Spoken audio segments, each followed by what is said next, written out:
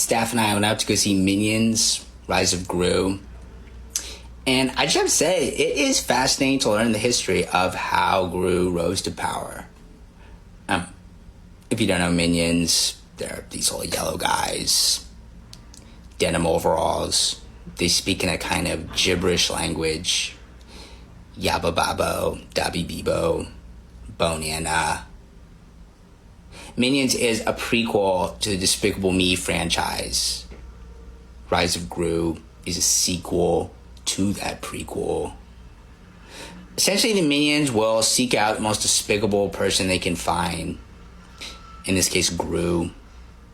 And it just got us to thinking, who in our society would have minions if they were real? And are they real? And where can I find them? And how despicable do I have to be to get some? Well, today on our show, we will be answering all those questions and more. I will be attempting all manner of heinous acts in order to court the minions. Will I be successful? Find out when This American Life returns. Stay with us. TBTL. For one thing, I have no shame before another mortal. All my shame is between myself and Christ. I'll never drop my eyes to another human being. It's like the most requested thing when I ask my Facebook what you guys want to see from me. It's like, get drunk, get drunk, get drunk. And there's a time and a place for it. And guess what? That place is now and that time is now. Do I wish our fans were a little more hip? Yes. Do I wish they were a tad more on top of their hygiene? Absolutely. Do they have a confused look in their eyes like a dog that's heard a strange sound? Yeah. But strap that dog to a sled and baby, you'll be flying across the tundra. All right, hello, good morning, and welcome everyone to a Monday edition of TBTL, the show that just might be too beautiful to live. Why now? What are they doing? And how can you steer clear of it all? My name's Luke Burbank. I'm your host. Carol, hold my calls. Coming to you from the Madrona Hill studio, perched high above the mighty Columbia, where it's a beautiful July day. Oh, Ma, Pa, it's just beautiful. Came off of an absolutely spectacular weekend with my family out here, where it was also, the weather was really great. We had, I guess, what we were calling SibFest 25. All 7 Burbank siblings together in one place. No children, no significant others, just hanging out, looking at photos, sitting in the hot tub. Just, it was a magical time. It's a kind of magic. I'm honestly still kind of on a bit of a emotional high from the whole thing, which puts me in a great place to bring you episode 4509 in a collector series. Let the fun begin. I'm feeling recharged, rejuvenated, rested, loved, and ready to bring you this episode of the show. Now, am I ready for something that is happening exactly 1 week from today? Like 1 week from pretty much right now, and that is the TBTL-a-thon, live from Friendship, Wisconsin. I'm so excited about this show. Andrew and I logged on a good while ago, actually, this morning to start the project of sound checking. And of course, we then spent a good amount of time just talking about hundreds, if not thousands, of details that still need to be nailed down before next week's TBTL-a-thon. Yes, we will be live in Friendship, Wisconsin, broadcasting from Main Street. And ideally, taking your phone calls, Zooming with you on Wednesday night, and just having a wonderful time together. That is, if the equipment makes it to Wisconsin, if we make it to Wisconsin, if everything works out. But, I feel hopeful about these things, as does this guy. I think he could have been at SibFest 25. He's like a brother to me. What's that? What's that, brother? He is Andrew Walsh. He's the longest-running Cobro of the show, maybe best known for his tall ships, and he is joining us right now. Good morning. Good morning, Luke. This is sort of history in the making here. Ooh.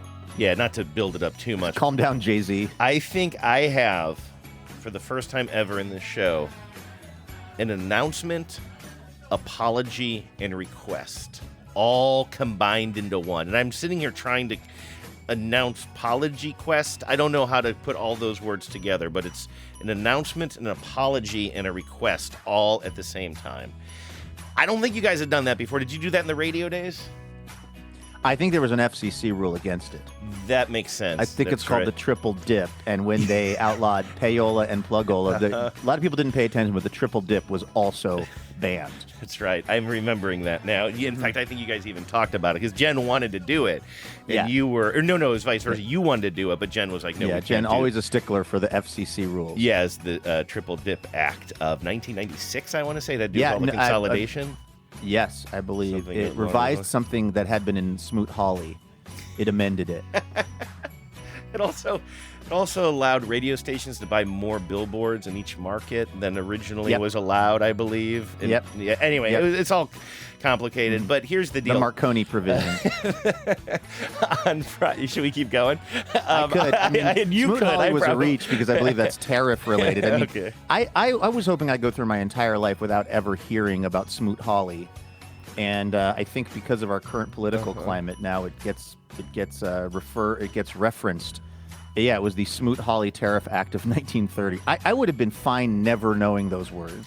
Yeah, although as far as acts are concerned, it is pretty fun to say. It's pretty cute, Smoot Hawley. You know what I mean? It doesn't sound threatening to me.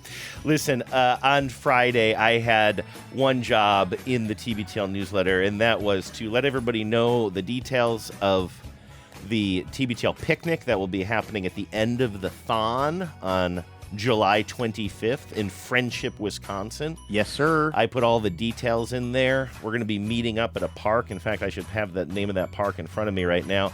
And I did... I don't know if we've ever gotten actually confirmation on the name because we had TBTL numero uno, TBTL employee numero uno, John Sklaroff, on the ground there reporting for us, but I think it was a little unclear, the name. It was like there was one name at the parking area. There was another thing at the pavilion. I'd just say drive to Friendship, Wisconsin, and ask them where the podcast picnic is happening. I'm guessing it's going to be the only one. Just show up and just start shouting, not unlike Bob and What About Bob.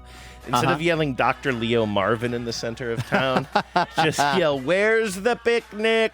Where's the picnic?" It's Castle Rock County Park Shelter. All of the details of this were in the newsletter this Friday. If you did not receive it, I can happily resend it to you, and we'll also get some of this information. Actually, it's on the website right now. And the thing that I forgot to do, and this is where the apology comes in, is I got to the end of the email, and I'm kind of like, okay, it's Friday, July 25th, 5 p.m. It's at the Castle Rock County Park Shelter. John made a cute little map that helps everybody find it. Apparently, it's very easy to find once you're in the area, and especially once you're in the park, you should find us no problem. We have a little shelter there, so even if it's raining, everything was perfect. But I got to the end of this email, and it seemed short to me. And I'm like, what am I forgetting? I think I literally even wrote in here, I think I'm forgetting something, but we'll have, keep your eyes peeled for follow-ups.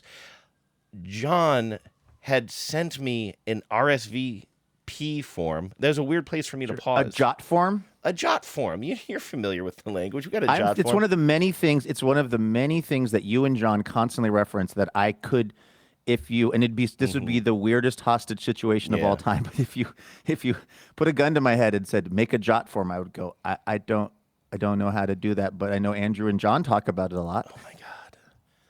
I don't want to get us too off track, but I went to pet that dog on Friday. We'll talk more about that later. Honestly, that's big. That's big news in our world, okay? You're not getting us off topic. You need to be getting us on topic for once. But there were just a couple of neighbors there petting this puppy, and one of them, I can't remember what the point of her story was. That's no offense, but I'm sure listen, you could say takes the one to same know thing one. about me. Exactly.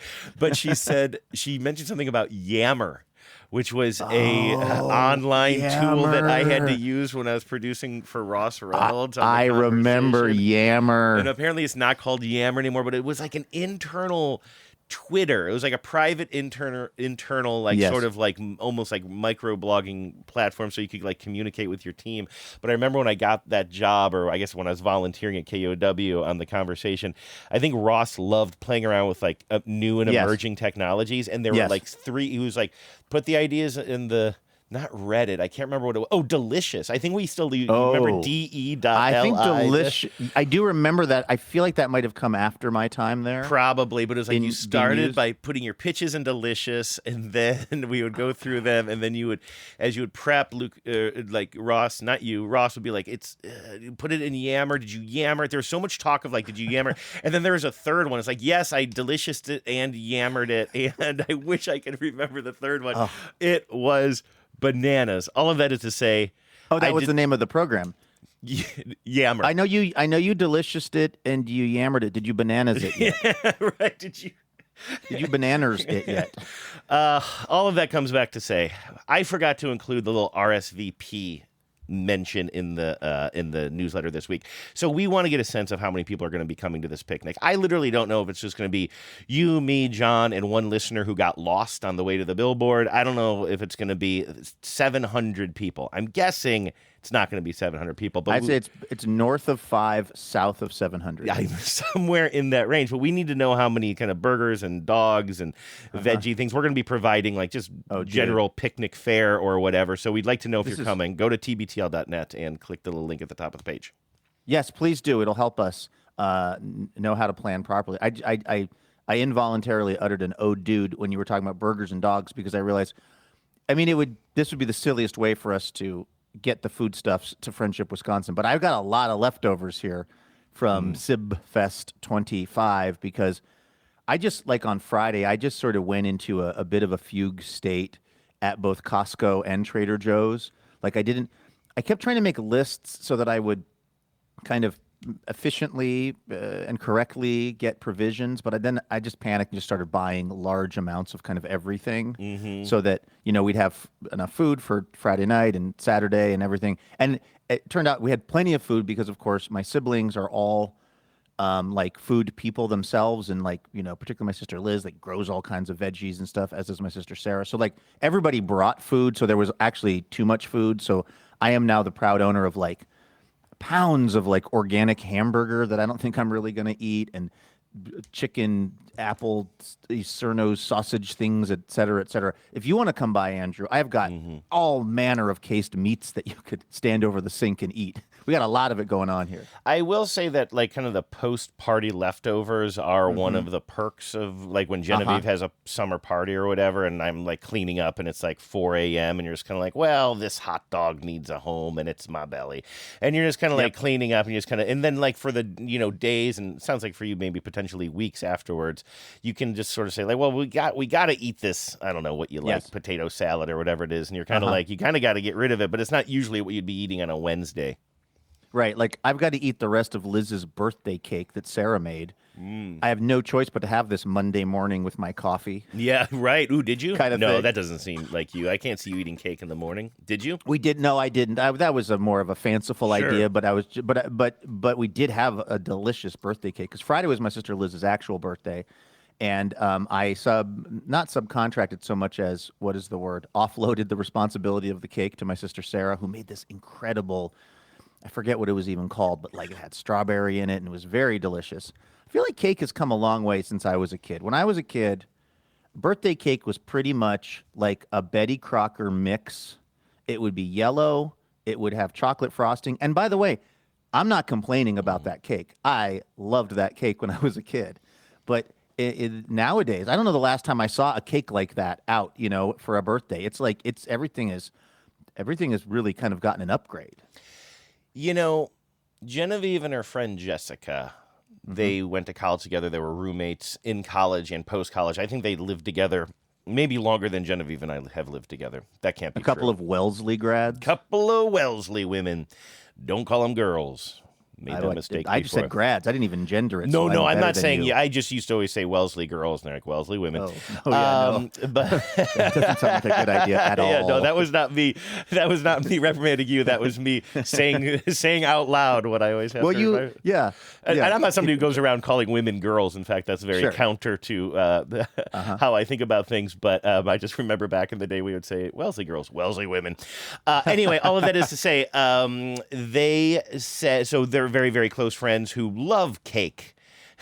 And they have an expression, though, that fancy cakes lie. Now, I'm not saying that all fancy cake is bad, but sometimes, especially if you go to the grocery store or maybe like not just a grocery store, but maybe like a higher end grocery store or some place, and you're looking in like one of those glass refrigerated cases or whatever, or cooled cases, and you just see like they're so extravagant and they're like works of architecture as well. And they're just like, these cakes, they lie. You get yourself a sheet cake, it's going to be so much better. These, it's too much lipstick, not enough pig. They didn't say that. I said that. I know what you mean, because the art of baking, and I know we have listeners who, have different kinds of shops where they do really artisanal stuff. And I mean, it's an amazing talent to be a baker or a cake maker or whatever. But yeah, what happens with some of these things is it's like you have to constantly kind of push the envelope. And this is like what's happened with donuts in sort of in my experience, which is like,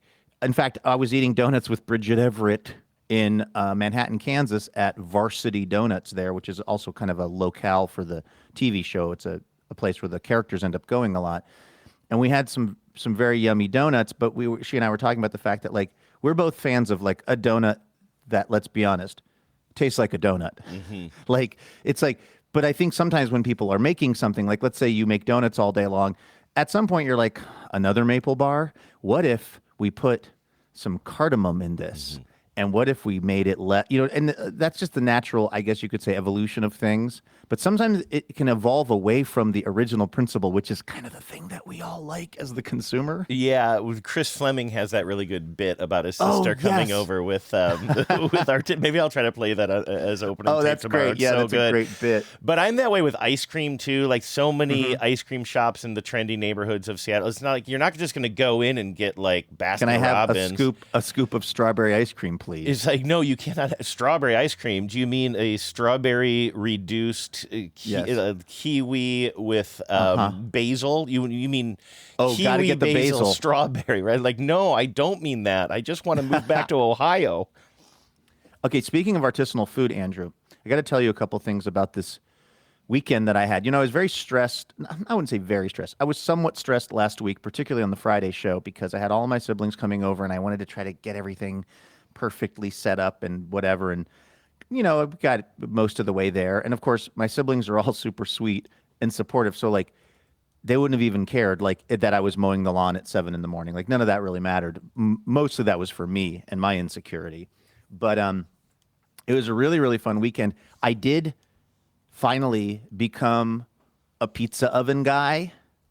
And I went from like having pretty much zero thoughts about cooking pizza to it now consuming my every waking thought since Saturday night, Andrew. I am now obsessed with figuring out. I know this is so uninteresting and basic B of me, but like I got this Uni pizza oven that, uses propane, and we bought some sort of pre-made pizza dough and sort of made a bunch of these pizzas. And I was refining the process as it was going on, trying to figure out how to get the crust crispy, which is there's just there's a little more to it than I thought, and I was experimenting with like heating the thing up and then turning it off so that when we first put the dough down on the pizza stone, which is in the oven, it sort of cooks the dough, and then you turn on the gas, the flames, so that then that starts cooking the cheese and the toppings.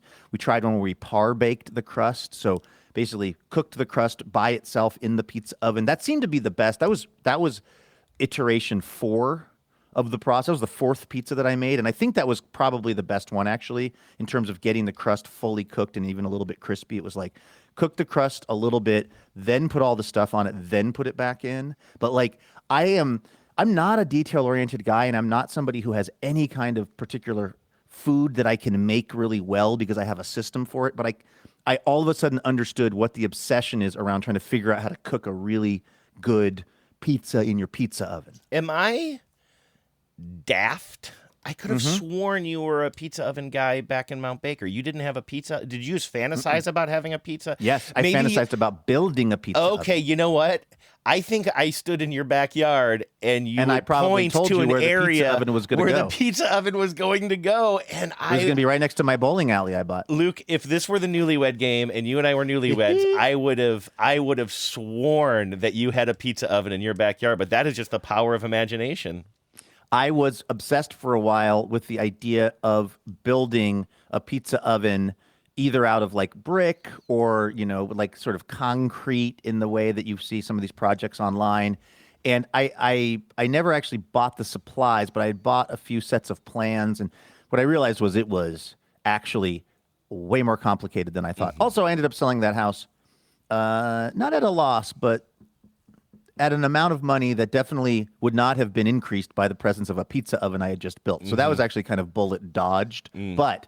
So I've never had a pizza oven, but I was trying to figure out. I sent out an email a couple of weeks ago to my Sibs that was like, it was very like camp director. It was like, okay, here's the plan. Friday night, here's what we're doing for dinner.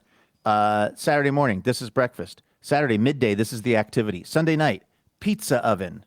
Or Saturday night, pizza oven. Then it was like Sunday morning, coffee, unstructured time. It was like a little over the top. Are your siblings like that? Because I got to say, when I saw on the show sheet, I mean, we always talk about our lives. And so, if I had a weekend like this, I would talk about it as well. But it was funny that you had, what did you call it? You said Sibfest 25. And I'm like, you do have this tendency to like sort of like enshrine things and title them everything.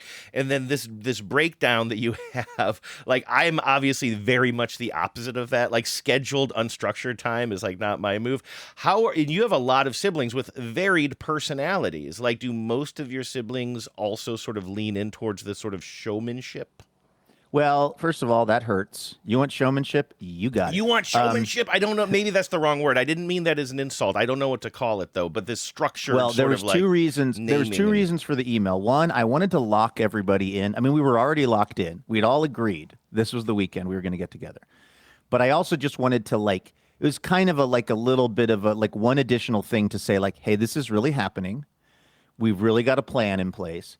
And then I also said in the email, look, none of this stuff is written. None of the schedule is written in stone. We can do whatever seems fun. I wanted there to be potentially some structure around the weekend. So it's almost like, it's like learning. This is a very weird analogy, but it's sort of like learning a comedy routine or something, or memorizing something so that you can then kind of go off script, throw it out, whatever. But it's nice to have a plan in the back of your mind. What I didn't want it to feel like the only plan for the weekend was everyone show up and then we'll just sit around. That felt almost like a weird, different kind of pressure to me. Like maybe we'll run out of things to talk about. Maybe we'll, some people will be bored. Maybe some people will feel sleepy. I don't know. I just thought it would be nice for it to feel like there was thought going into this. And the feedback I got from my siblings, because this is also really not in my personality. Like I'm the oldest of 7, but I am not a particularly good older brother in terms of like, I don't know, remembering the birthdays of my nieces and nephews or even of my siblings and stuff. Like, I tend to be, because of, I don't know, just life and my personality, I can sort of think I can be a little checked out of things. And so, what the feedback from my siblings was like, they were kind of stoked on the fact that I like sent this email out because it showed effort on my part, I guess, was, if I'm going to be totally honest about it. And the reason that I'm like enshrining it, like you said, in like Sibfest 25 is because I'm trying to start a thing with this, that we do this every year. So I'm trying to, and my sister Rachel made coasters with each of our names and where we were in the birth order, which was really sweet. So we all have like a coaster with our name in it at Sibfest 25. So like, now there's like merch. So it is true, and that was my thing, and I feel a little bit bad. Like I did not mean that as a criticism, other than it being such a disparity between your and my personality, and I just wasn't sure because I know some of your brothers, but I don't know. I think I've met all of your siblings at some point, but I know your siblings. Well, you're going to be at Sibfest 26. Yeah, right? Sounds like it. I'm there for the hot tubbing. But no, I just wasn't sure if and again, there's so many different factors. There's age and place in life, whatever. But I'm just wondering, like, and I don't want to call out anybody here because now I'm nervous that it sounds like an insult. But like, if another sibling were doing, if almost all of your siblings were doing this, would there be kind of an instinct or a tendency to do it in this way that is sort of like, kind of like event oriented and also sort of itemized? I think going forward, we don't actually even need as much structure as I was creating. It's just that it had never happened before. And I kind of didn't. I just thought, like I said, I thought, well, if we have a plan, we can always throw the plan out, but we will have the plan. Also, it just helped me organize my mind around the weekend.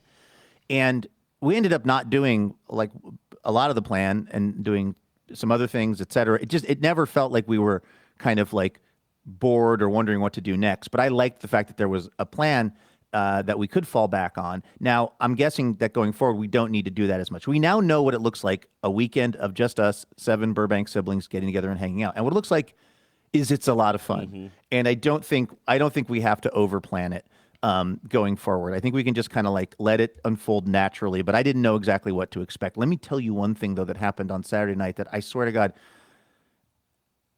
it felt like kismet that I almost sort of couldn't believe, which was after a fun day of hanging out. We went down to the McMenamins down in Kalama, and we had some lunch and sat by the river, and then we came back, and then we did pizzas, which again, it was so much fun. Like I totally understand how people get kind of geek out on this thing now. Like I'm looking at the pizza oven right now, Andrew, and I'm like, I'm actually going to Portland tonight, but I'm like, if I get back early enough, could I make myself another? I have one pizza. Feeling. I have one pizza dough left in the freezer. It's like I'm just like constantly thinking of how could I make this pizza a little bit better than the last one that I made. I love that, and I love the I know that this is a different version of what you were dreaming about in Mount Baker, but I love the fact that this is almost sort of 15 years in the making, and I love the idea as adults.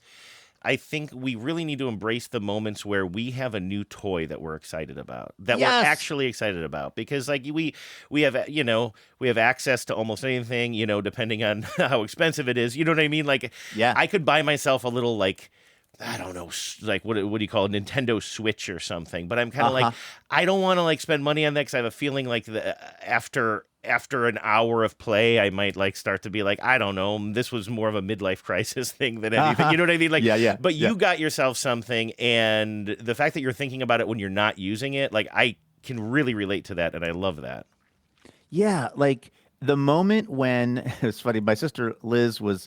It was a family project. So Liz was on the case. My sister Hannah was on the case. I feel like Sam and Dave were really more just kind of like talking about the Mariners in the background. By the way, we did end up having the Mariners games on pretty much throughout the weekend, even though I said that we weren't. But when you're sweeping the best team in baseball, I mean, you got to watch a little bit of that. It was also on at like kind of.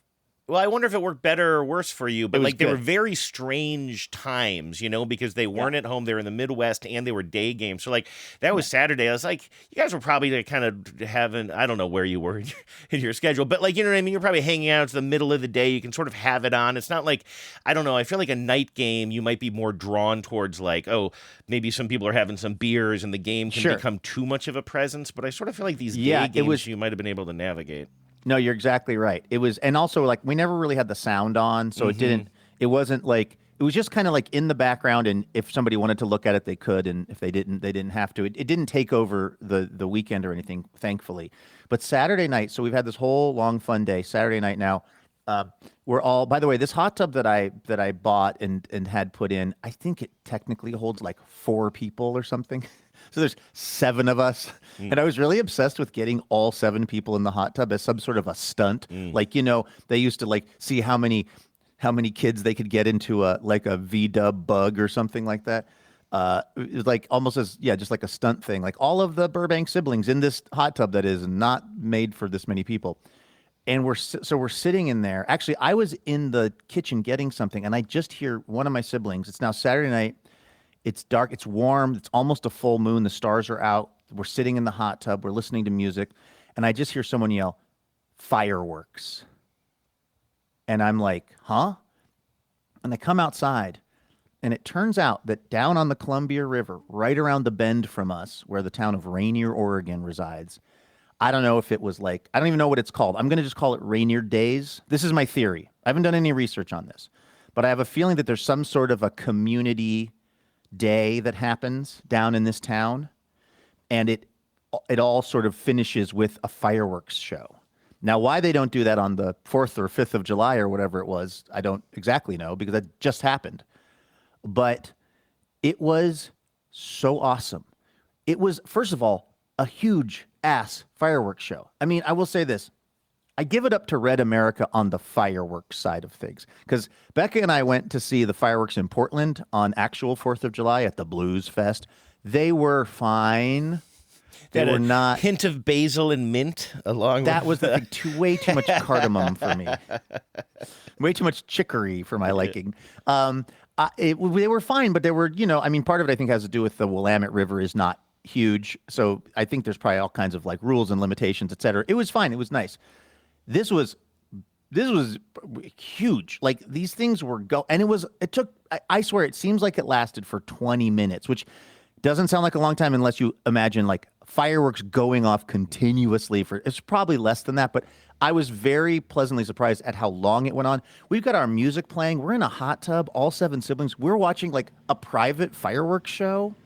We also didn't have to hear their music because they were probably playing Lee Greenwood or some shit. We're hearing our music. We're hearing the then Dixie Chicks, Cowboy Take Me Away, which everyone's then singing. Like it really came together. We may have to cancel SibFest going forward because I don't know if it can really beat that moment. Like that might have been the apotheosis of this whole thing. I had almost the exact same fireworks moment a couple of weeks. Did I tell you about this? No. I'm going to spoil it here and just tell you this could not be more opposite of your experience. Oh, okay. So I loved it. But again, did I not tell you this? Leaning into Mr. North Aurora as I'm still campaigning to do. Yeah, you've got Pitbull's got Mr. Worldwide trademark. You've got Mr. North Aurora. So on, I guess the 4th of July was a Friday, right? And our friends had a little, I don't know if you know about this, but a group of friends who all live up here in North Seattle, your friends as well, they have I can't remember, I think they call it the Sweet Cream Crawl. And they've been doing this for years now. And I will sometimes join to varying degrees of this. Oh, this is that walk, right? Yeah, they start at Camaro Kev's place and Anita's, and then they kind of then they stop at, and it's a long walk. I think it's like 8 miles all told. No, maybe that's a little bit much. Maybe it's 5. And then they come to our house, and then whatever. We just stop at like various friends' houses along the ways, and then we usually end up at our buddy Roden's house where we have like a barbecue or whatever. This year, I don't think I did not join for the walk at all this year. I was taking care of some stuff in the yard, and I was at home making some salad and stuff. This year I was like, you know what? It's too hot for this walk for me. I'll just meet you guys at the barbecue later, which I did, and it was actually an amazing time. That was on Friday the 4th. Vives and I come home. We probably get home around midnight. Genevieve has to get up in a mere 3 hours for her travel. She was leaving on a jet plane the next day. So she comes home and beelines it to bed right away. It's like 12:15 on the ride home. I should mention this as the Lyft driver is giving us a ride. Now we're off of Aurora now in our little neighborhood. We're a few blocks in, and there seems to be a bunch of garbage in the middle of an intersection and some people kind of running away from it. And then as we get closer, we realize, these are fireworks. People are just blowing off fireworks in the middle of this intersection of Aurora Avenue. Not of Aurora, about a block off of Aurora Avenue, and maybe about 2 or 3 blocks from our house. Okay, so it's on one of these little neighborhood streets. But again, it's these streets where it's just it was very lawless, basically. And we just drive past it. We're like, what is that? And the driver's like, fireworks. And we're like, oh. So then we're at home. Genevieve goes to bed. I'm downstairs. I'm in my office. And I think I was about to digitize some VHS tapes, as one does on the 4th. And then I start hearing these rogue fireworks go off. And I'm like, what am I doing in here? So I grab myself a Tecate and a joint. And I go outside. And your walking beers. I love this for you. And I just stand in the middle of the street smoking this joint, drinking this can of beer, just watching 2 blocks down some sort of, is rapscallion the right word? Some sort of law-breaking group of people who were just extra legal firework display. And just the most trashy version of what you had, and I'm I watching love that, these though. figures, and there's like they're under a street light, and I can't see them. I can just see them, and again, they're maybe about 2 blocks away. I'm guessing they can see me under the street light too, like, but we're all just like silhouettes, and I will watch these silhouettes run to the middle of the intersection, and I can tell that I'm not close enough to see exactly what they're doing, but I know that the longer they're in the middle of the intersection, the better the fireworks are about to be.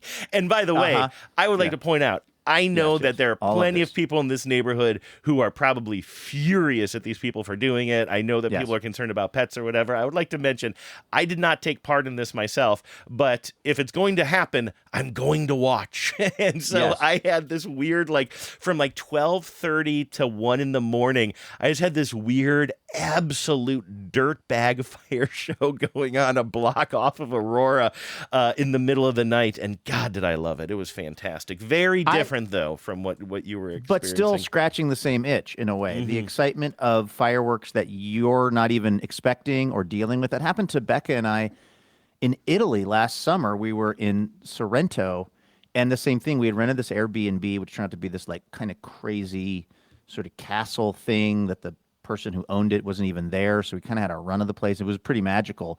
And then to top that all off, there just was this massive fireworks show both nights that we were there. And it's just like, and again, offering all of the disclaimers and caveats that I know that fireworks really, really stress pets out. And I know that we have a lot of listeners who have a really dim view of fireworks. And also there's the whole, people getting injured part. Like, I totally recognize that fireworks are a lousy idea, but I will say that once they're happening, and I'm near them or far from them as I was over the weekend, but within clear sight of them, I do find them to be quite exciting to look at.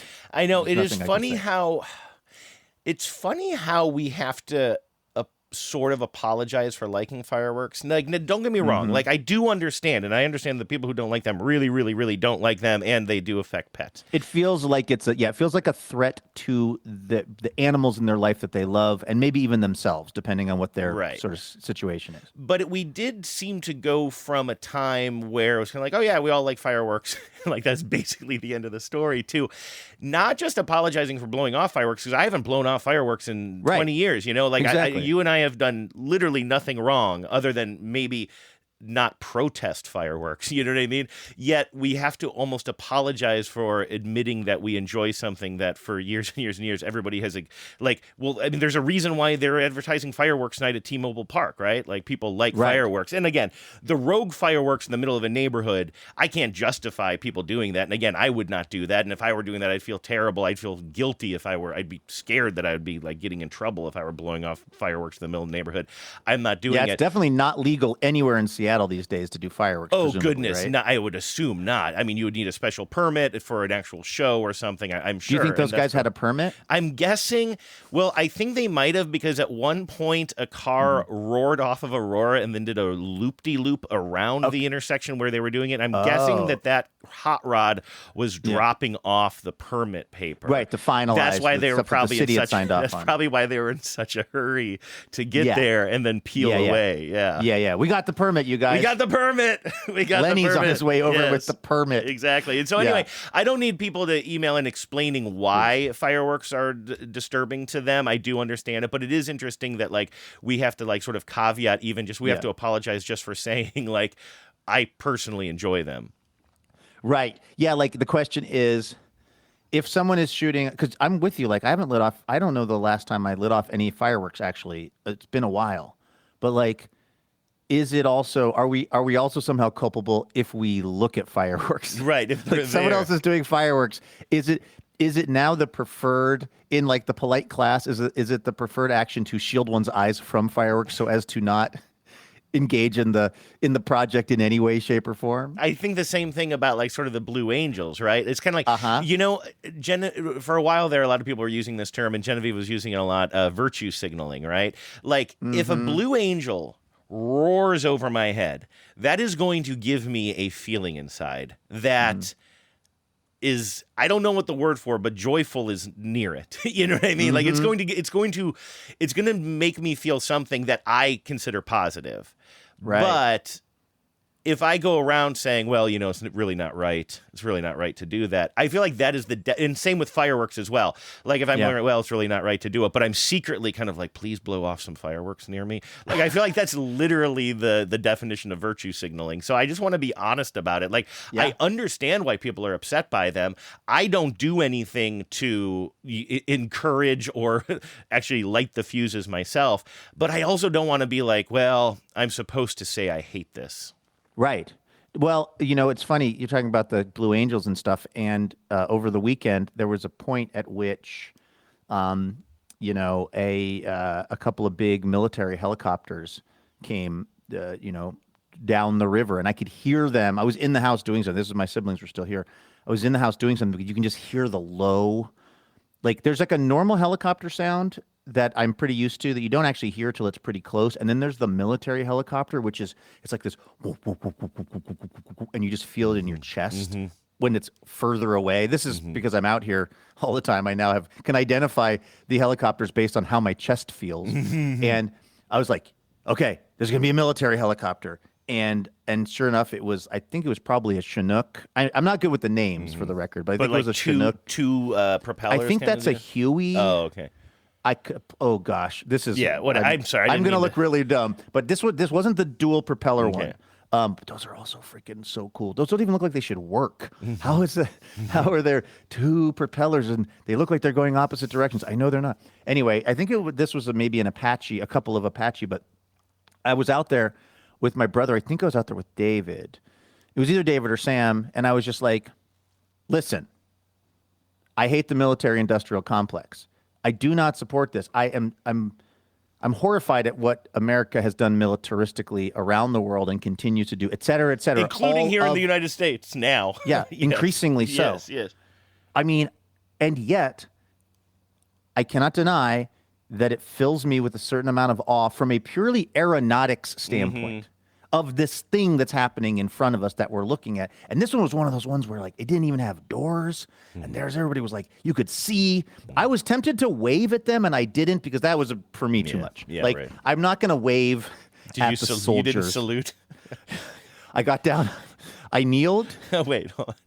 First, I burned a Kaepernick jersey. Then I kneeled. Okay, I follow you. No, but like I literally was like, because I don't know if I've actually seen this version before where there are no doors and you can literally see the guys in the soldiers. I actually don't know what their gender was.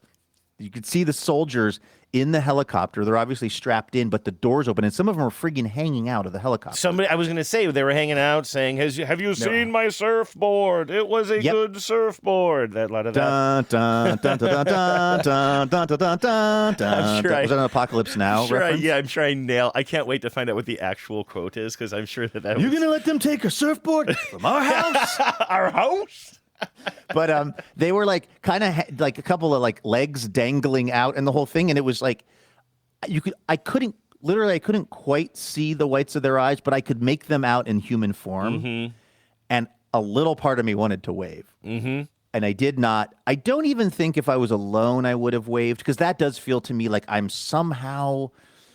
That's too much support coming from me for what I'm comfortable with. But again, I'm looking at it and I am like, holy smokes, this thing is cool. Yeah. This fact that these helicopters, not that they exist, I should say, but that they operate the way they do, again, from a flight standpoint, is impressive to me. I mean, you're hanging out. Like, I just never understood that meant. You know me, I'm just so absolutely terrified of heights. The idea of dangling a leg out the open door of a helicopter over the Columbia River, like, just shoot me. Like, don't even take me up. Like, just take me behind the shed like a broken horse. I wonder how I would react to that. By the way, I want to say also, I think my sister Hannah and my sister Rachel were maybe out there too. And I mention this because of the Sibs, well, David will hear this, and Hannah will definitely hear this. I think that the rest of my other siblings hearing this is probably pretty unlikely. I kept telling my sister Liz that she's been referenced on the show a lot. And I would jokingly say, well, you wouldn't know this because you don't listen, which sent her into an entire like apology spiral about not listening. Meanwhile, this is a person who's raising two teenagers, maintaining this like huge multi-acre property she and her husband live on with all these gardens and stuff. Also is a teacher at a school with a full course load, like has a lot going on, and was like, okay, I'm going to start listening. I was like, please don't start listening. That was not the point of that story. Yeah. The point of that story was I'm impressed with your gardening. But anyway, I want to, because one of my siblings, I don't know if it was, I can't remember if it was Hannah or Rachel, just said, like, I would be so afraid to fly in a helicopter. And it had me wondering, like, would I be, first of all, I don't think no, that's not true. I have flown in a helicopter once. It was in Las Vegas. I was peaking on mushrooms, which was kind of awesome. Honestly, it like kind of worked out perfectly. But that flight was all of maybe 2 minutes going up over the strip and then back down. If I was offered a chance, maybe for like a Sunday morning piece or something, to fly in one of those helicopters and like dangle my legs out, would I do it? I say that I would, like here in the safety of the Madrona Hill studio, but I also got really afraid climbing that tree a few years back. So, yeah, but you were a couple hundred feet up. So I don't know. I mean, it seems like it would be fun. That whole tree climbing thing really changed my feelings about heights, because my thoughts had always been, because I'd never been up really high but feeling really exposed like I was. We went down to Silver Falls. We were shooting this for CBS Sunday Morning. We were climbing this tree. It was probably 300 feet to the top of it. And I'm on this rope. And at, I don't know, a couple hundred feet up, I just look down, and it's just 200 feet to the forest floor. And the only thing keeping me alive is this rope. I thought tree climbing was going to be like we're in the branches, we're scurrying up, and we're roped in. No, this was just the rope. I mean, it might as well just be the face of a rock. Like, it just happened to be a tree. That's a really good comparison. And my thought previous to this had always been, if I know that I have a harness and a safety rope on, I would never be afraid of anything. Like, I could window wash a high rise. I could, hang out of a helicopter. Like, my thought was always, if you have the safety harness on and the safety rope, why would you ever be afraid? Because you have the safety harness on. And then there I was with the safety harness on, terrified. Like, sometimes the brain does not care that you have a safety harness on, because the brain is interpreting the visual information of what's going on. So that really kind of did a mind tweak for me, where before that I would have said, oh, no problemo, I'll hang out of a helicopter as long as I've got the harness on. I don't know what my reaction would be now. Well, yeah, and I mean, the fear of heights is not rational, because, this ties into that story. I don't know if you happen to see this, but here at the Space Needle in Seattle, they installed like a glass floor when they did this huge renovation like 5-10 years ago or something. And that's a big like thrill for people now. Walk up at the Space Needle, which was already a breathtaking, and for me, anxiety producing experience, just being up that high and being able to like kind of look out. I was already nervous with that scenario. Well, now they have this area where the floor is actually made of glass and you can walk out onto it. Earlier, I guess late last week or something, there was some story about how people were seeing cracks in the glass because like some video went viral. But I mean, if you think about it, it's like they explained it. I actually thought this was the perfect analogy. It's kind of like, we have this glass floor and it's got these layers, and basically it's like the screen protector on the phone cracked. You know what I mean? It's just like this layer that's on top that is like the scuff layer that people walk on and will be replaced from time to time, I'm assuming. Anyway, that's the thing that cracked. But either way, when you're walking out on a piece of glass and looking, I don't know how high the Space Needle is. I always say 500 feet, but I don't know that for a fact. That's just from being a kid. I remember it being, I thought, roughly 500 feet. And that's, what's funny is, I use the height of the Space Needle, or what it feels like to be on top of the Space Needle, to orient myself around height all the time. That's interesting. Like if somebody says, oh, it's 500 feet, I imagine being, because I think the Space Needle, I grew up in Seattle, was the first tall thing I was ever on. As like a school kid, you go up there. And so I've always, but I don't even know, is it around 500 feet? By the way, if you put how tall. 605, by the way. Okay, 605, okay, 605. If you put how tall into Google, how tall is Donald Trump? How tall is Sabrina Carpenter? How tall is Ace from Love Island? How tall is Huda from Love Island? And then how tall is Tom Cruise? From Love Island.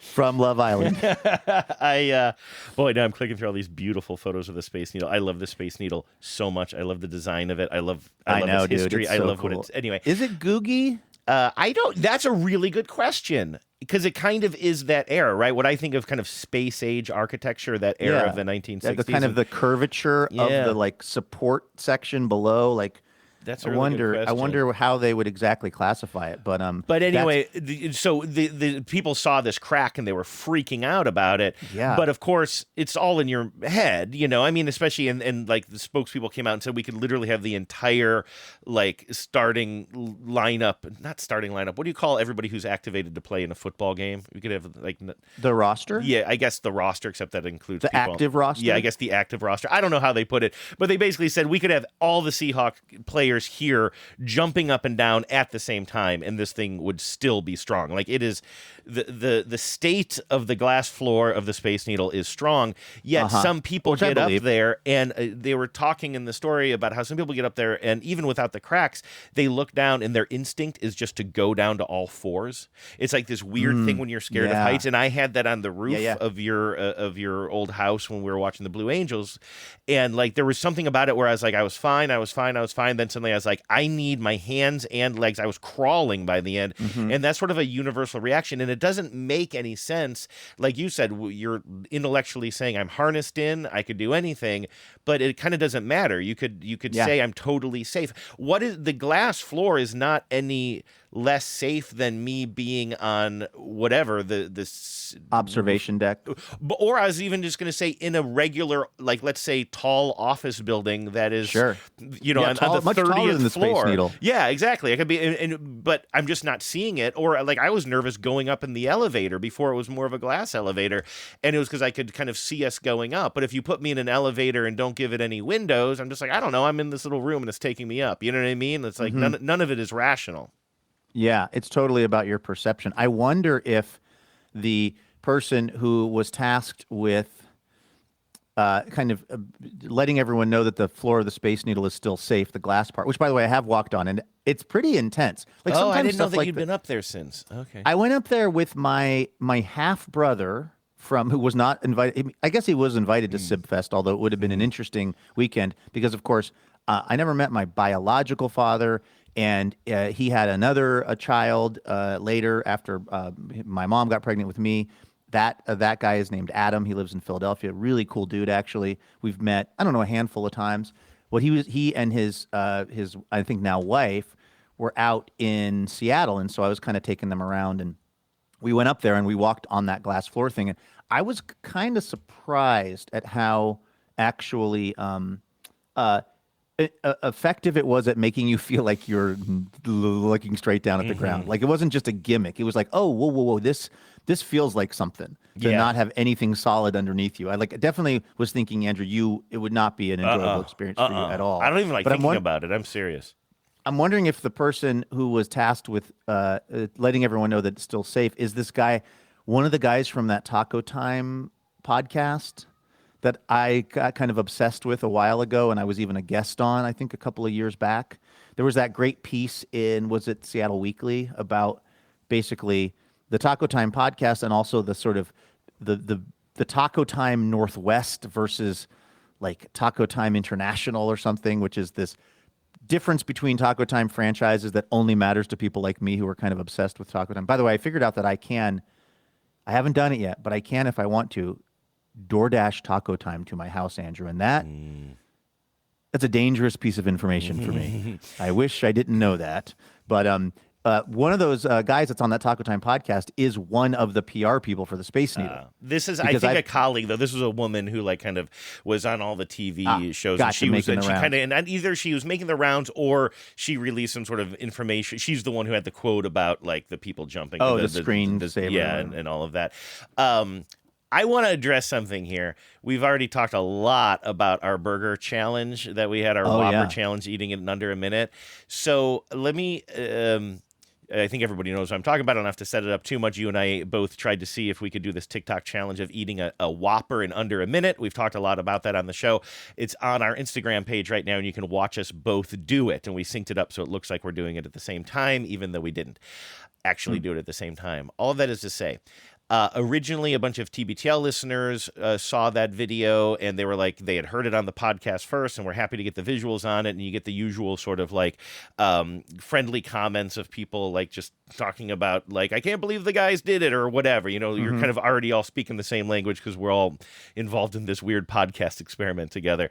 But now it's reaching a lot of people who have no idea what a TBTL is.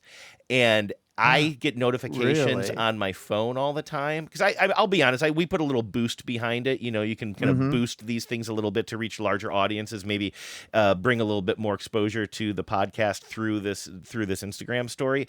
And now this weekend, and I got to say, like, I just got to tell myself, like, these aren't our people and this is the internet. But it's just like more and more. Are we getting mean comments? Just more and more people. Everybody's like, oh my God, I could do it in 30 seconds. Oh my God, I could do 2. Like everybody.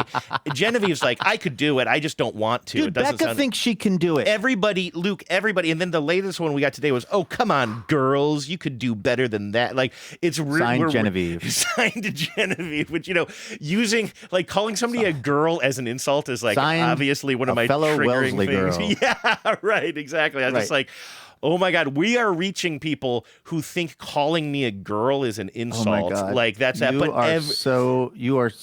you don't get the show. You definitely don't get the show. On us. Exactly. Yes. We are very in touch with our feminine energy here. But it's just so funny how that's wild. Everybody thinks everybody thinks they can do it. And not only does everybody think they can do it, everybody thinks they can do it even faster. People are OMG. I'm looking for the comments now, but we don't need them. This is like basically so funny what it to me because I've been having a kind of an experience with this because it's still coming up pretty frequently on my TikTok, which would be people doing this Big Mac challenge. And the more people I've watched trying to do it, actually the more proud I am of us because it is, if you're not talking about like a professional speed eater, and when I say professional, it's just like somebody who is making it really a big part of their life to try to like eat things really fast or like, you know, eat large quantities of stuff. Like, unless you're one of those people, most regular people actually don't finish this thing in a minute. Like, it is very deceptive because it looks like it would be easy. Again, Becca, who has not had a Big Mac maybe in her life, certainly not in the last 20 years, was like, oh, I think I could do it. I was like, you couldn't eat a Big Mac if I gave you a day. I mean, are you out of your mind? There's something about seeing other people do it that we all think I could do that, you know? They don't understand. If you haven't tried it, what you don't understand is that the chewing of it and the swallowing of it is the trick. It's not, can you fit the contents of a Big Mac into your mouth in 1 minute. It's can you chew it and swallow it by then? And that is what always hangs people up. And what happens, and I've now watched countless videos on it, is people will often take a couple of like humongous bites and then it'll be like, you know, half of the Big Mac will be gone and you're like, oh man, they're in great shape. And then they're just chewing for what looks like an endless amount of time. It's like, why are you chewing so much? It's like, well, because we as humans, generally speaking, have to masticate our food so that we can get it down our throat. And in fact, the only reason I think I was able to do it in a minute was because I took a swallow that honestly could have choked me out. I took a swallow that was not properly chewed. And that was the only thing that allowed me to actually get in under 1 minute. Because if I would have chewed that 4 more times, I would have been at 1:05 or something, which was what my body wanted to do. But my brain said, nope, let's risk it. But it's really funny that because the more people I've watched not succeeding at it, the better I felt about our performance. So take that, haters. I'm trying so hard not to, like, again, it's just like, whatever. These are like random internet people. Who cares? But it's just like, it's I kind of so like irritating. We're actually reaching people outside of the TBTL fold. What I like is John responds to every single comment. And so he just keeps on saying, prove it. He just keeps saying, okay, show it. I love that. So somebody writes, that's not even a challenge, ... And then the response from us, but via John, is double dog dare you to try it. And then I worked at a McDonald's. A Big Mac is 3 bites and that's it. I roll. But like, okay, show us, put it on, like, and it's all that. I can eat a Big Mac in about 25 seconds. Everybody's like, I can do 30 seconds or 2 in 1 minute. And John just keeps saying, do it. And let's see the videos. Let's show me. Like, again, I think I do the whole thing a disservice by like looking so calm while I'm doing it. But like, you don't understand. This is why it's impressive. You missed it by maybe 4 seconds, if that, Andrew. Like, you really, like, honestly, I think your performance is spectacular because you both maintained your dignity and you got so much closer than so many people I've seen on the internet who have done stuff like this before and like it's part of their whole thing, and you did as well as many of them. And I do think it's a difference of an approach. I took the biggest bites I possibly could, and so then there was just a lot of downtime of me chewing.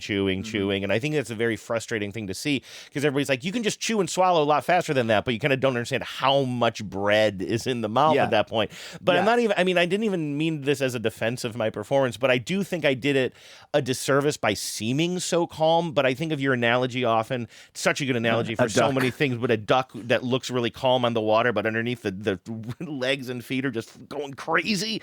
Like, I feel like that's what's going on inside my mouth at the time, but it just looks very calm. But so I think everybody's like, oh my God, this is so lame. I could do this in 2. And so it's just like, I know that I shouldn't let these commenters get me, but like, just stop commenting. And if you're so confident you can do it, then do it and send us a damn video. I love this side of you, honestly. Like, this whole thing, Andrew, I think has been so fun because I love your embrace of the whole thing. I said this multiple times now, but this is just exactly the kind of thing that you usually wouldn't go in for, kind of eating in front of people and maybe looking a little bit silly, etc. And then also clapping back at the haters and being like, show me the Well, I'm receipts. not. John is doing that, but I co-sign it. Show us. I also co-sign it. I don't know if it changes if there's 3 people doing it, but like, yeah, I am a. We I just like bro-sign the it. long. We're I like the long bro-signing. tail on this. Now, what I would say is we could always talk about trying it again. I personally don't think I'm going to get any faster. I might get slower, but you might be able to shave a couple seconds off your time. We could try it again at some point in the future if you really want. I'm still trying to figure out as I describe this to people, I still, some people are like, well, you were at a disadvantage because of less sauce.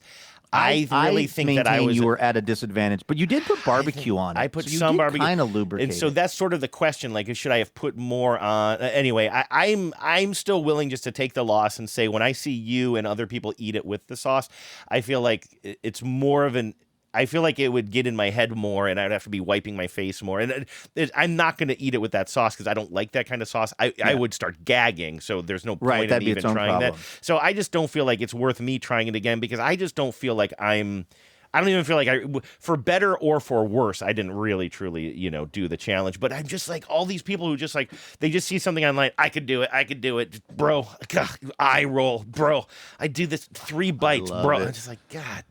I love it. I love that we're finally, because, we're just, generally speaking, we're in such an amniotic sac of TBTL 10 love and careful response. Generally speaking, every once in a while, somebody says something a little direct and hurtful, but like we are so rarely even making waves in the semi-public eye. Right. I love the fact that we're getting some jabronis that are like, think they could do it.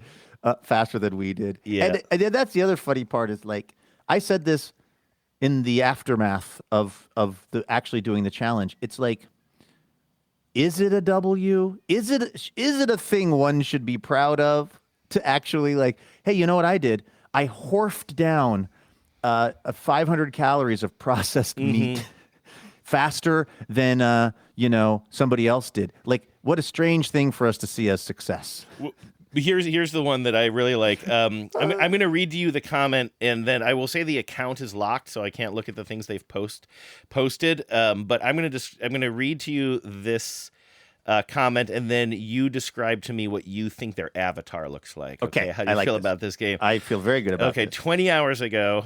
Okay. Somebody whose username I can't even try to decipher into a word says, "WTF, ladies, took you long enough." What does their avatar look like? So it's their avatar. Is it a human form or is it some sort of is it non-human? It is a photograph. It is non-human. It's a photograph of something. Is it a photograph of an eagle wearing American flag sunglasses? It is a photograph of an eagle in front of an American flag. No way! I swear to God, I am not cheating. Eagle I in am front not. of an American flag. I don't know if you can see this.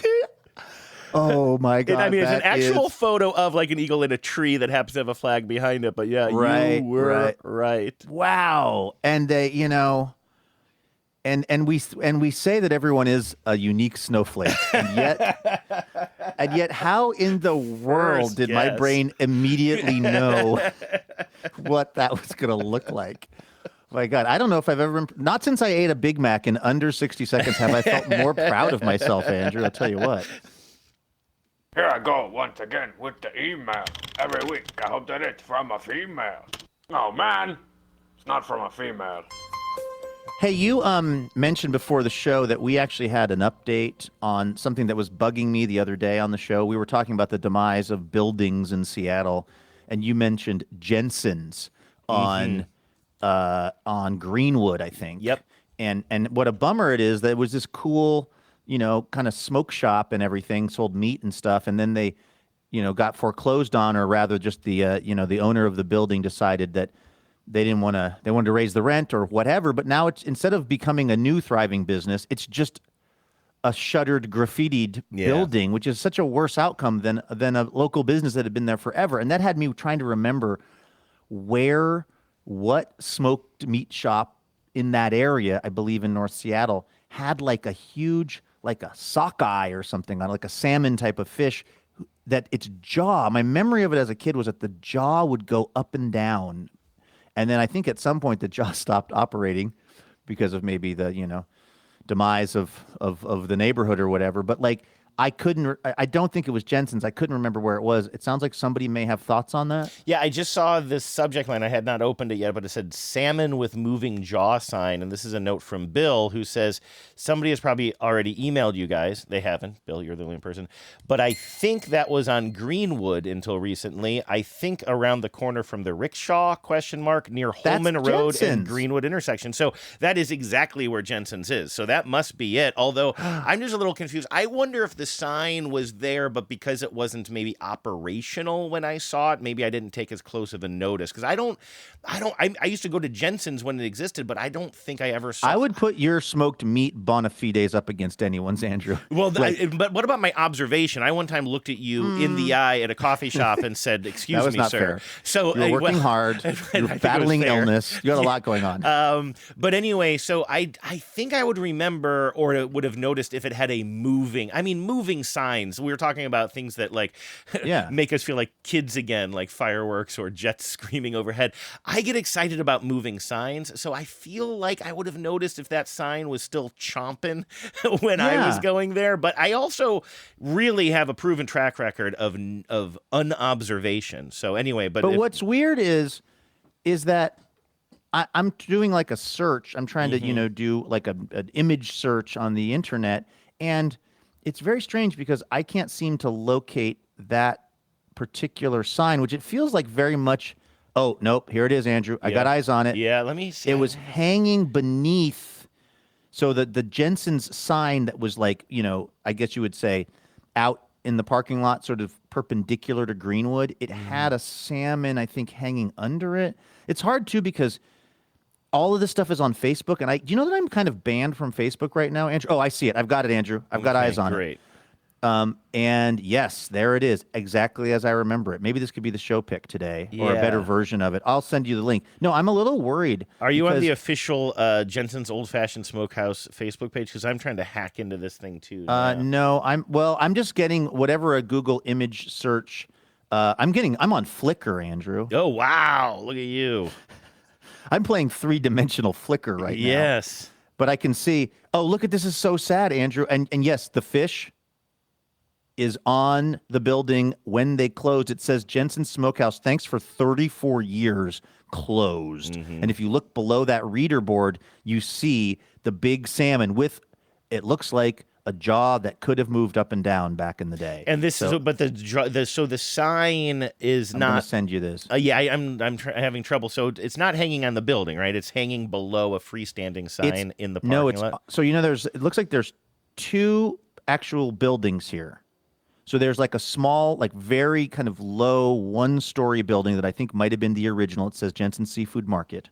That's the one that I grew up with. That has the fish on it. So the fish is attached to the roof of that building. Oh, okay. And then next to it is a taller, looks like a slightly more recently built, still kind of old and dingy, but newer built larger building that says Jensen's Smokehouse, Smoked Salmon, Retail, Wholesale, Custom. So my thought is they expanded over time. Mm-hmm. It looks to me in the photo I'm looking at, which is more, I'm guessing more modern, you describe this as two buildings. They're connected in mine. So I think Oh, are they connected in the one you're looking at too? Yes. Okay, gotcha. Okay, yeah, because I'm looking at a photo of that. I just don't see any hanging fish. So Can you see the sign that says Jensen's, and does it say thanks for 34 years closed? You have not sent me it, right? Oh, okay. You don't have to, I'm going to send you. Actually, just downloaded this successfully. So, the thing I was going to say, what has me nervous is, next week, Andrew, is going to be the TBTLathon, and what I like to do. I'm emailing you this.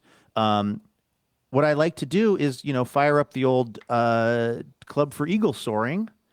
I was going to get out there in Wisconsin and try to get a few miles in and kind of get the community of folks that want to maybe run or walk or just do whatever they feel like doing. But I am like legit banned from Facebook for reasons that I don't understand. As a person who never uses Facebook except once a year for this, I don't know if it thinks I'm a scammer because of my fact that I will shut my account down for 11 months and then start it up or whatever. But I literally am banned from, I don't know if I'm going to be able to do eagle soaring on Facebook. I may have to move it somewhere. Because you've started various accounts, right? I think we talked about this a little bit, and I had told you that when I left Facebook years and years ago now, not long afterwards, and honestly, this sounds creepy, but I mean this completely above board. I did think, well, I should at least have some sort of an account so that I can log in for reasons exactly like this. I'm trying to look at the Jensen's page, but I can only go so far because you constantly get pop-ups that say you need to log in to do this. I didn't want to be part of the Facebook community anymore, but I wanted just an account I could log into to browse every now and then if needed, especially for work purposes. So I created not a fake, but I just created a new Gmail account for myself, brand new, and then used that Gmail to sign up for Facebook, and Facebook immediately was like, something's wrong here. We don't trust who you are, and I don't know if they could just tell that my email was too new, that I didn't have enough history, but this was years ago, and Facebook knew that I was trying to sign up with some different email address. So they're pretty savvy. It's weird, they want you in so badly, but they also want to make sure that you're actually, I guess to their credit, they want to make sure you're an actual person, not just some bot or somebody who's got a million accounts so you can go in and say, come on ladies, I could have eaten 2 Big Macs in a row. So maybe you've just tried too many different email addresses and stuff. Yeah, because I also can never remember how to I have all these insane logins, like Eagle Soar is like a couple of them, but the Soar is spelled differently because I got shut down from, or I couldn't log back in. I mean, it's a mess. It is an absolute mess, my Facebook kind of login profile history. And maybe it just was, too much weirdness. But I'm going to have to figure this out this week before next Monday so that we can, because I enjoy it. And I think there's at least a few people who enjoy this kind of being a yearly tradition where we post some photos and all just kind of hype each other up. Andrew, I've got to quickly tell you about something though. TBTL breaking news. I am sending you something now. Ignore my previous email of the sign because now I will say it's finally I got eyes on it. That is a good angle. Thank you for showing me that, and so I'm sending you a much better angle, and I'm finally figuring out what the confusion has been. It's not Jensen's. It's next. It's a jib jab. Mom, it's not real. It's next to Jensen's. It's called Sandy's Seafoods Market. Oh, it's not hanging from that sign like you thought. It's coming up off the roof of the other building. Well, I figured that much out, but I thought it was all Jensen's. I see. Yes. If that makes sense. Yes, I see. It's not. It is it's a different business, at least with a different name, called Sandy's Seafoods Market. Okay. But what's confusing is it's next to Jensen's, and they also sell, meat or at least fish. And it's got this fish on top of it. And I know that this jaw could go up and down because the picture I just sent you, you can see that the thing broke and now they've got it they've got it muzzled. Yeah, I'm looking at photos of it so though. That its jaw won't just hang down kind of like as Tracy Jordan would say, An unattended root canal? I think his dad was from funky North Philly, and I know he suffered from an unattended root canal. I think that this thing was broken and hanging open for a long time because when you go to the Yelp page for this now closed down business, the big banner is 3 also photos closed. of it, and I can't tell. Yeah, I think I'm guessing that all happened at the same time. That's what I was trying to figure out. And so my point is, I probably have seen this fish before. I'm guessing I just forgot about it, and it probably because it wasn't moving by the time that I saw it. But I am getting some views of it here. The pictures of it with it permanently open are kind of unsettling. If it's permanently open, I'm guessing. I mean, it could just be motion shots, and we're seeing it in the open position. But yeah, that's right. They had that little. The fact that they have it strapped closed in one of the photos makes me think they had lost the ability to. Control the articulation. Anyway, it's just such a bummer. Like, that was our original point, was like, here you had these 2 great, like, old school style places where I would still be going. I would still be getting meat there, and they were forced out. They tried to start it. Like, I think the owners like sold the business because they couldn't afford the real estate anymore. Or the landlords were pushing them out. And I remember the workers tried to kind of band together and start like a fundraising campaign so they could open it somewhere else. And I don't think that was successful. And there was just like so much love there, from the people who worked there. And it's just a bummer that it's all gone. And now that building is offering absolutely nothing to society other than just being blight. Yeah, I know. What a bad outcome. Okay, I think that is probably about enough TBTL for this Monday. Andrew, what do you think? I think so, certainly. You said something earlier in the show that reminded me of something I really want to tell you about tomorrow, and it was the basic idea of like something that you and I kind of, I guess maybe it was sort of how you referred to fireworks, but it was something more technology-based. It was basically something that you don't really like the fact that you sort of you find something as compelling as you do because it goes against your general moral principles. And I am dealing with something like that I want to tell you about tomorrow. It is actually a piece of technology that I'm not so conflicted that I didn't acquire it, okay? So that shows a certain obvious interest. But there's a piece of technology that I've acquired that is making it so cool, it's making me furious. Well, I guess this is a funny way to find out that pizza oven you got is a Meta brand pizza oven. So is it a From your lips to God's ears, Andrew. We'll talk about it tomorrow. We'll talk about it tomorrow on the show, okay? All right. In the meantime, thanks for listening, everybody. We will be back here tomorrow with more Imaginary Radio. Is tonight the Home Run Derby? Home Run Derby is tonight, I believe. All right. Everybody have a great Monday. Go Cal Raleigh. Go Yes, Big Dumper. indeed. And please remember, no mountain too tall. And good luck to all.